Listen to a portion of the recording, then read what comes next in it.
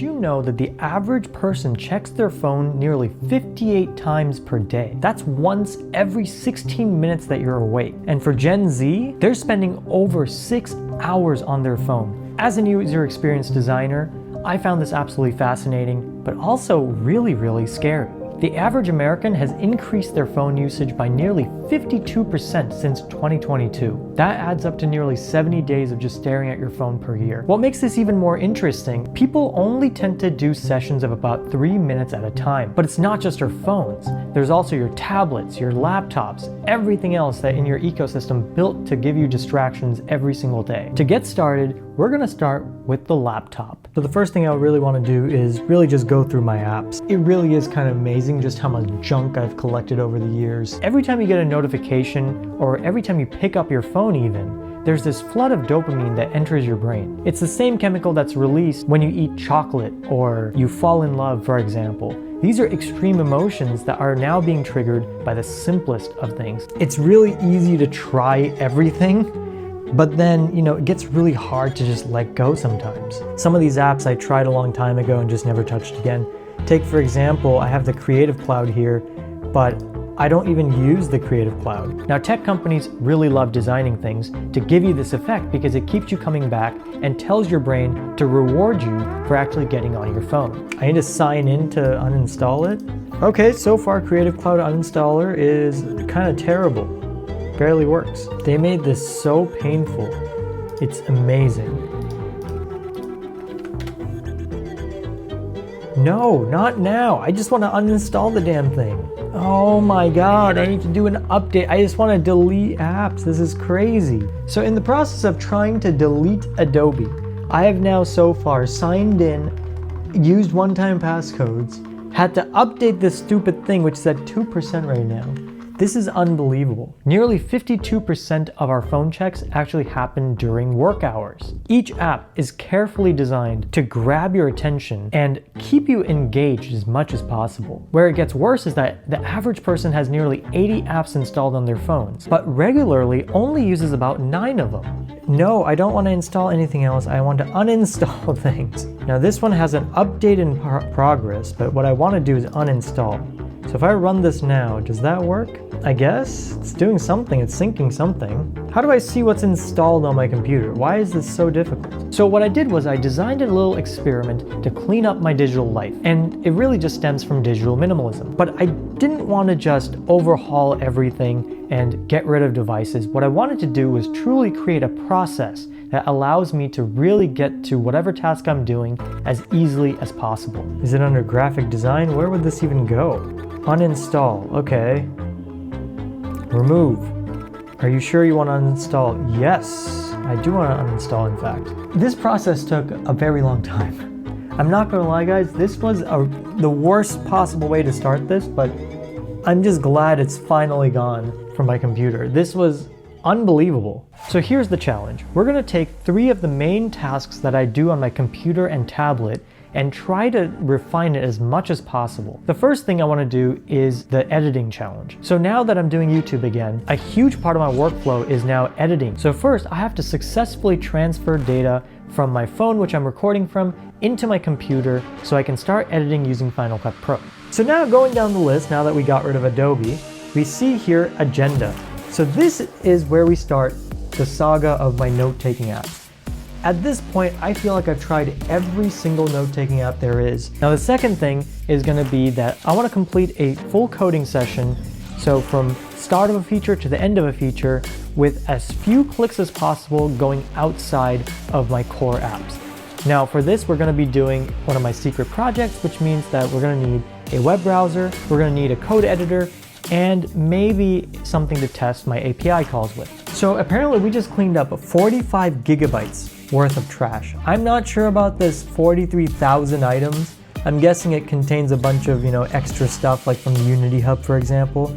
But realistically, this is an insane amount of stuff. We want to get everything we need as easily as possible without getting too many distractions. So looking at the Launchpad, things are very bare. So I want to start consolidating things into where it needs to go. So for example, GarageBand and iMovie are things I'll never use. I'm gonna put them into the same here. We'll call it, instead of video, we're gonna call this, we'll just call it media, fun media.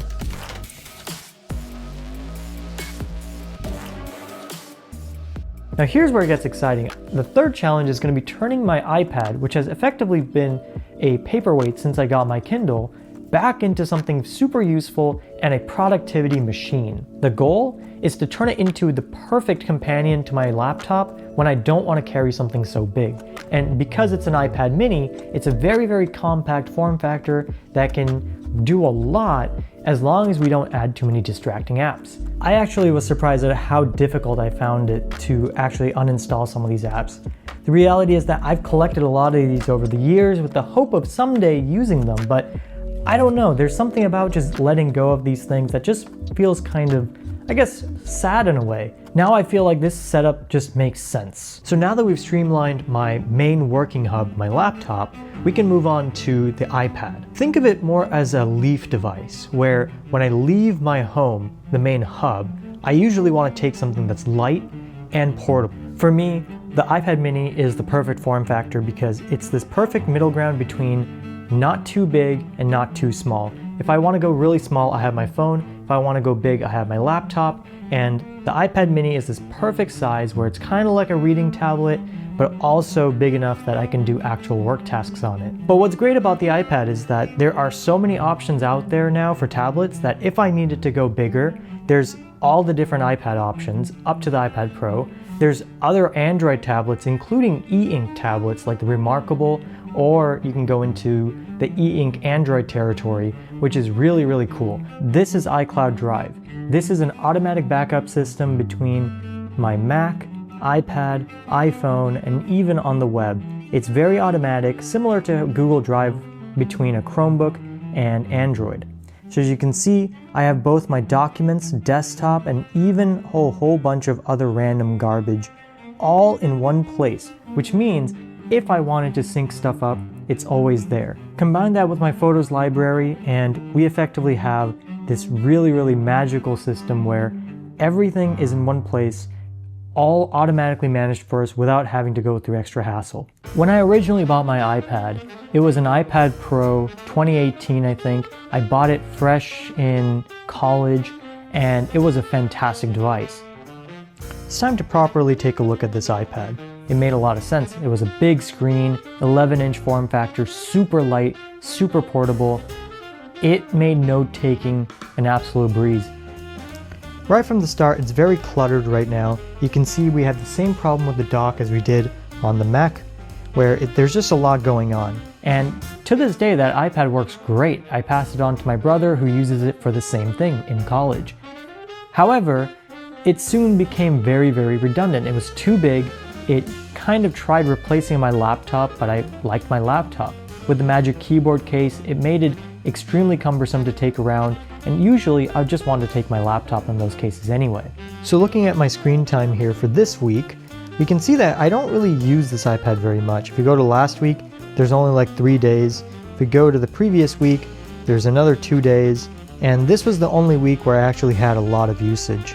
I bought this iPad mini on my 4th year of college, and it made a lot of sense actually. At the time, I was moving away from traditional note-taking and all my classes were turning into electives, which were fun classes that didn't need as much notes and required more use on my computer. One thing's for sure, we have a couple of apps that keep coming up every single time. Now the next thing I want to do is actually go into the storage. So we can see we have a lot of storage remaining, so there's actually not that much going on here. So I bought this iPad to replace my aging Kindle, and basically it became my primary reading device, and it was kind of an auxiliary device from there on. So starting straight from the bottom, there's a lot of garbage that's on my iPad right now.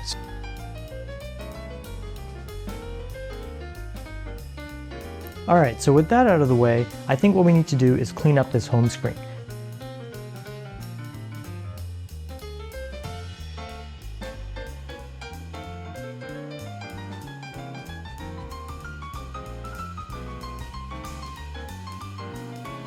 Starts off like this, really nice and clean, and you get in there, it looks like this.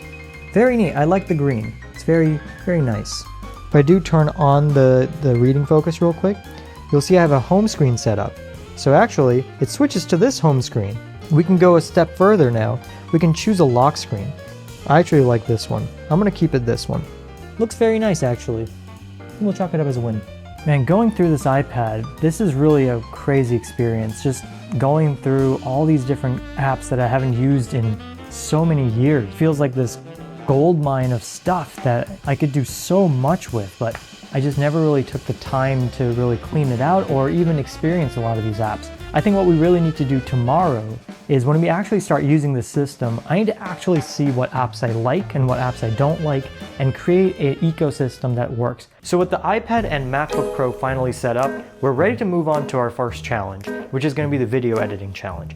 Now, believe it or not, this actually brings us to our next problem. So the way I have my Mac set up right now, I just don't have enough storage for video editing. So what happened is that I actually moved my entire filming library to an external hard drive.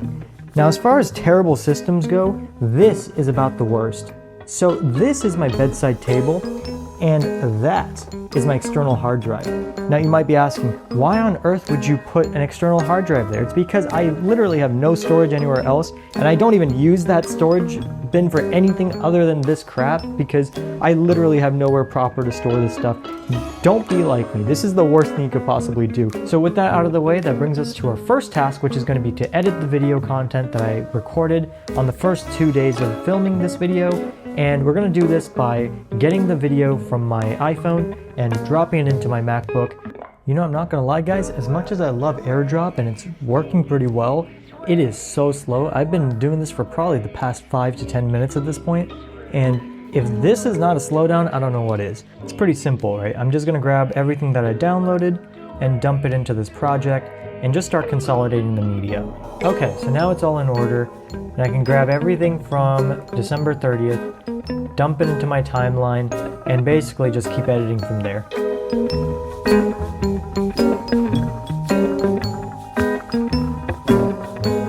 Alright, so I think we can officially put an end to task 1, which was, I would say, moderately successful. I would say this was about a 7 out of 10. It wasn't bad. I found most of the things I needed quickly, but the problem was that when I initially started on my MacBook, I didn't have Final Cut on my dock, which I think is a bad idea. So I actually had to end up putting Final Cut on my dock manually after the fact. While I was editing, I didn't automatically start putting some do not disturb modes or anything like that. So I actually started getting email notifications and stuff like that on my computer as I was editing. As far as it goes, it was pretty successful. It took a little bit longer than I wanted it to, but a lot of it is due to the way most of these apps work, and they weren't really part of the ecosystem. It was more of an issue of specifics to YouTube. Our next task is going to be pretty cool. We're going to test out the programmer and designer part.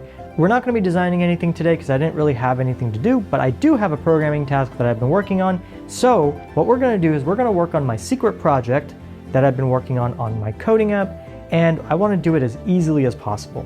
So for this feature that I'm going to be implementing, I'm going to create a very simple front-end UI for the app I'm building, and hopefully that should go very easily using as few apps and extra clicks as possible. Now, one of the unfortunate parts about this is that I won't actually be able to use my iPad, which is one of the things that I optimized for this. So instead what I'm going to do is I'm going to leave it right on the side over here, kind of an unobtrusive place, and turn it into a sidecar display. So what that means is that I can actually extend this monitor right into my iPad mini, and in a second or two, it's going to pop up as an external display to my Mac. So one of the things I like is that I have Visual Studio Code right in my dock. So I can just open this up, and here we are.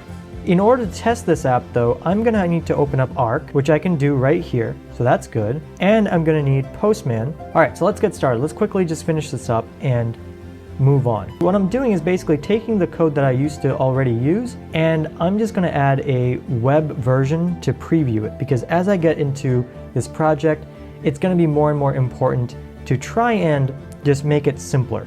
One of the great things I've noticed is that with modern day AI systems, they've gotten extremely good at web coding, which is great because I'm not a native web coder, but a lot of the stuff that I'm doing could really use some web coding elements. And this is the wrong page. This shouldn't even exist. Wow, that actually works.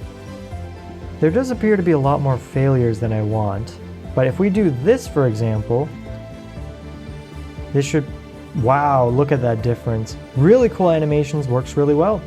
Well, I think that we can chalk that up as a win.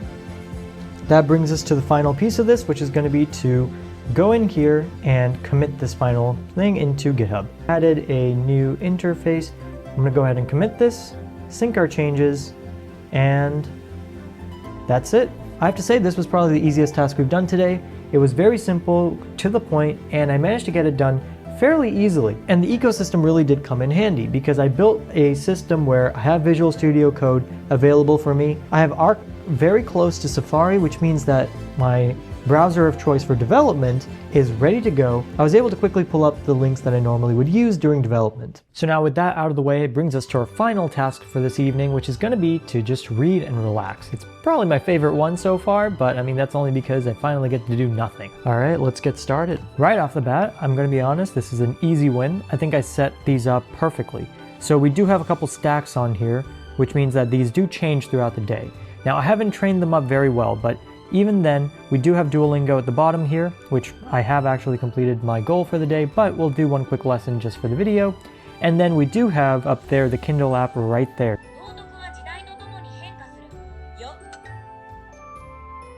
That's a perfect lesson. All right, so the next thing we're going to do now is we're going to open the Kindle app. So this is what's really cool. I usually end up going to some of the distracting apps that are usually on my page, such as YouTube and things like that. But now, thanks to this, you can see that there's actually very little distracting items at all. All I can really do here is go to the Kindle app or do some Duolingo, which is an excellent way to stop yourself from going on into distracting apps. Adding friction like that is a great way. So all we have to do is just press that Kindle icon up there, but what's neat is that because this is a widget, it'll actually take me directly to the book I was reading last. So I just tap here, and you'll see in a second, there it is. That's my last book. The second we turn on the focus mode here, so I'm going to set it to a reading focus. So when it does tint correctly, you can see this is pretty awesome, right? It's very simple, to the point, and one of the biggest focuses here is the Kindle app. I think this task was an absolute success, 10 out of 10. We're able to do everything without distraction. The second I opened up my Kindle app, it took away all the distractions even further by turning on the reading focus. And if we manually turn on the reading focus, we get that reading view, which is just fantastic for the evening. So the idea is I added this enormous amount of friction to something that used to be way too easy to get distracted on. So now with that out of the way, we've pretty much completed our main goals for what we started with. I think one of the biggest improvements here is that if you remember in the beginning of the video, I mentioned that the iPad has never really fit into place in my ecosystem. The surprising thing is that after I set it up this way, it's not only super useful, it's now easier than ever to get to whatever I need. So I guess the real takeaway here is that with just 2 devices, I practically changed my productivity landscape into something that is purely focused for getting to whatever I need to do, including entertainment. Don't get me wrong, these devices are still entertainment devices and I can still get to whatever I need to. So with that being said, I think this is a good place to call it a day here. I really hope you guys stay for the full 26 videos because I'm starting to pivot into more interesting videos where I'm going to start developing apps to kind of help with the videos to make it a little bit more fun. So the next one is going to be pretty cool. So anyways, I'll see you guys next time.